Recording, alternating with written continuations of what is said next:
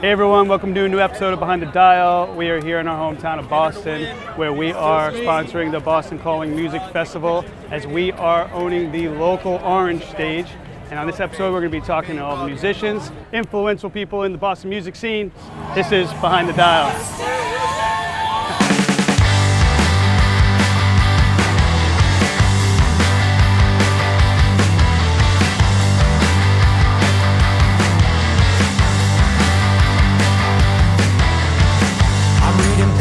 Lost. I'm in our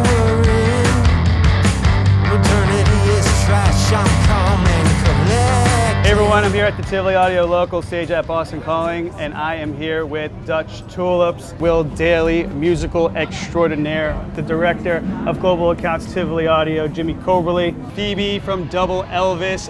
Double Elvis, known for a series of podcasts in the music world, has just launched a podcast called Lust for Live, which focuses on all things happening around Boston in music. Phoebe, thank you for being here. Tell us a little bit about Lust for Live. Yeah, so Lust for Live is our weekly podcast where Cliff Notes, who's our host, and he's performing here at Boston Calling, they are curating the best things to do in Boston every week. And this goes for cultural events that are happening, live music events that are happening. Basically, what they're doing, they're answering the question of what are we doing tonight?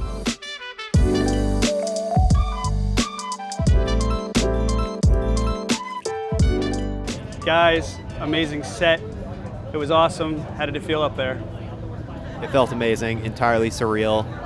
Could not believe what I saw when I looked out of the stage and saw the audience completely filling up the courts in front of us and out into the street.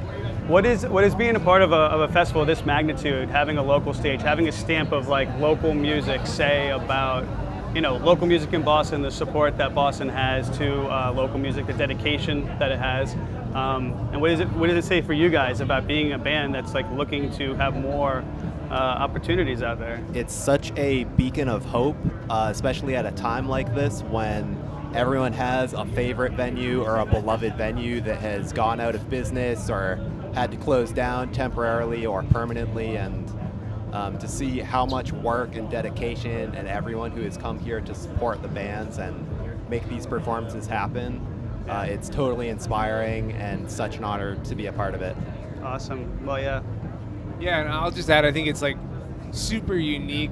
There's not like local bands at Coachella or really any other festival of this size. Right. So I think it's just like a testament to everybody involved that like make that happen.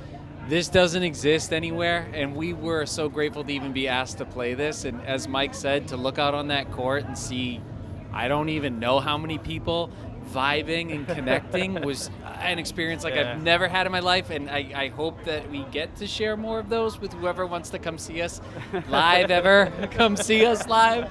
But yeah, it was a blast, and even the organization of the event, the amount of work and time and effort and money that goes into do something like this is astronomical. And from the standpoint that like music is essentially a luxury in the world we lived in, when you can have those little nuggets of people actually getting together and being kind to each other, that is just Beautiful. This is priceless. Yeah, you can't put anything on that. So to be a part of it is just like, my brain is still exploding, and it will be probably for the next month. So thank you. I appreciate everything. It was great. It was great having you guys. I mean, I think a lot of people that are behind this are old Boston people who are really dedicated and care about music here, and Boston always should be on the map when it comes to local music. And everyone always talks about California and Nashville, and everybody. This is a really good industry here, and I'm glad you guys are a part of it. So what do you guys got coming up? What's the plan for you guys? New music? Anything? New tours? What's? Yeah, we have probably about like 70 new songs, like an absurd number of new songs. We're working on our next record right now in terms of finishing up the writing and like demoing everything. But eventually, in the near future, it'll be new music and touring again. So Awesome. Lots of fun stuff.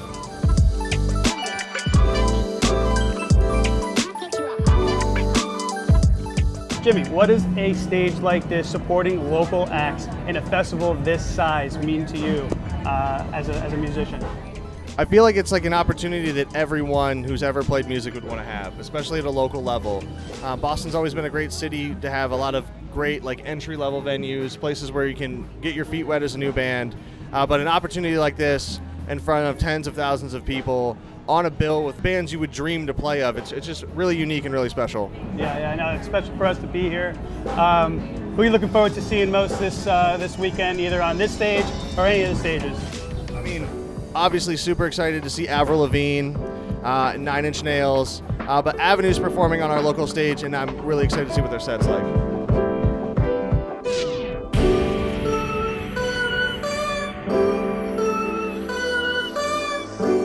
You and I have spoken a lot about the current state of the musician, you know, what they're doing nowadays to get them out there, whether it be how they manage their brand or how they connect with other brands. And you've been both from your musical side, but also on the side working with other musicians and elevating them to connect with brands. Tell me how you feel about that connection and why it's so important. Well, so much of all our output it's like we're all throwing our heart and sweat into this giant abyss and asking people to look at it before it falls into the black. And we're doing that with streaming, with books, with all the tyranny of content we find ourselves in. That atmosphere is very poisonous to artists.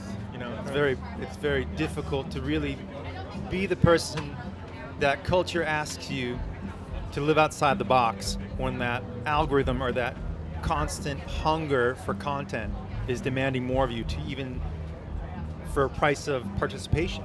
You know, you have to put out songs every 2 months or else you can't participate. Right. And that feeling, I just see all my friends and my peers struggle with that imposter syndrome, depression, and lost instead of being artists. Right. And right now, brands are so happy to work with artists. And I think we're in a culture where it's more accepted than some of the classic artists like Neil Young, who grew up thinking that wasn't cool, and it wasn't cool then, you know? Right. But brands need artists to accentuate their authenticity if that brand has it. Sure. And if they pair with the right artists, it heightens the authenticity of the brand. It is an easy, accessible thing. And I think more brands need to realize that it is easy to work with artists, that if it is authentic and there is a common thread, then it's like, it's actually not that big of a task. And the goal is to get the awareness of the brand, but the artists themselves also wants to live seamlessly through that connection. Do you think it is all about like throwing big money at artists to get their attention, or do you think that there is the right blend in that connection that has to happen between the two? Well, a brand, first and foremost, it is run by human beings who want to feel like what they're doing is more than just a soda can, or more than just this box and the wires that are inside of it. And you've got to believe that to work there, because you're also giving your time on this earth to this. And so part of your alignment and your spend should fulfill you and your employees' life too. Right. And it's not just the ROI, it's the idea that we're all in this together. And most of the products that humans make go away, but the art that we put into the world makes billions of dollars afterwards. Sure. There's museums around the world that holds things that are thousands of years old that are making money, and those are the things in humanity that last. So it's wise for a brand to involve themselves, and if they involve themselves in the right way, it can really have legs. And that's why I think sometimes the larger brands and smaller brands make a mistake of saying, okay, this happened to me once. I had a brand come to me. I had a tour in Europe, and we had this anchor date. Anchor date's something that basically sets up the tour. It's probably your most money or your biggest show. Okay, we can go to Europe now. Let's book the rest of the shows. And then this festival fell apart and got canceled. And we had all these tours booked, but a big chunk of money gone.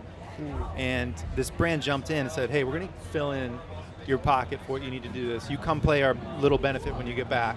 Right. We gave $500,000 to this giant artist. I won't say who. It's not a big deal.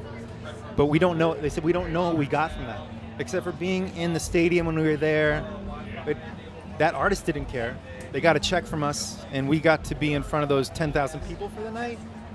But what was the connection? We're going to give you a lot less, but fix your problem. And it endeared me to them. The brand was Life is Good. Okay. And it endeared me to them for forever. Wow. Into that thought process. And when I went to play their private event, when I got back from tour, we had a relationship to talk about and a story to tell. And I got to go out on the road and just be myself. I wasn't even bringing Life Was Good with me. Right. And I thought it was such a huge lesson in my career of what we can really do together. Yeah. And here I am talking about them 6 years later. Well, and you hit it. It's a story to tell, and I think that's the thing. It's like the story, if it's good, it's effortless, and it makes sense, and it's like, it just continues. Even if you're not telling it all the time, it's just evolving and growing, and it works for both parties. So a little bit about what you got going on, music-wise. What is up and coming for Will Dailey, the musical extraordinaire? I'm playing a bunch of shows this summer. I'm going to Europe in the fall. I'll be around Boston, New England, Philly, Jersey, New York, New Hampshire, and I'm recording like 2 albums over the next 12 months. So Awesome. Well, Will, always a pleasure. it's a real pleasure. All right. Cooking in the Kitchen, go-to album. Cooking in the kitchen. I'd probably be playing like Talking Heads or Beastie Boys. I gotcha. When was the last time you discovered an artist live? Like, knew of them before? No. First time. First time. Well, right here at Boston Calling. At the local stage here, there's a couple of artists that I have not heard of. Which, made me feel my age because I thought I was always up and coming with artists. But yesterday, I was introduced to The Avenue, I was introduced to Born Without Bones, and they were both great acts. So yeah, yesterday was the first time in a long time. Yeah.